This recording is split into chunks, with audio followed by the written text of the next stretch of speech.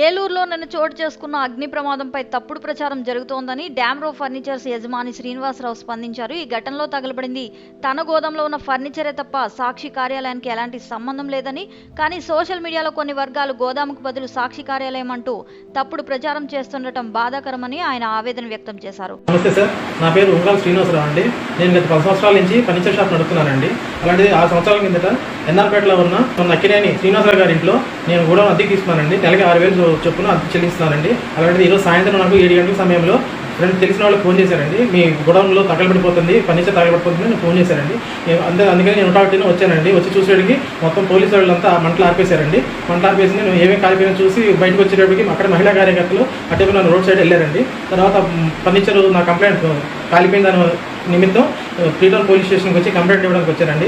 కానీ అక్కడ కాలిపోయిన ఫర్నిచర్ నా కార్యాలయం సంబంధించిన మాత్రమేనండి. అది వేరే సాక్షి కార్యాలయం కానీ వేరే వాళ్ళకి కానీ ఎటువంటి సంబంధం లేదండి. అది కేవలం నా షాపుకి నా కార్యాలయం సంబంధించిందండి. దానికోసం నేను ఈరోజు ఫ్రీటౌన్ పోలీస్ స్టేషన్కి వచ్చి ఫిర్యాదు చేశాను. కాబట్టి మీరు నాకు న్యాయం చేస్తారని కోరుకుంటున్నానండి.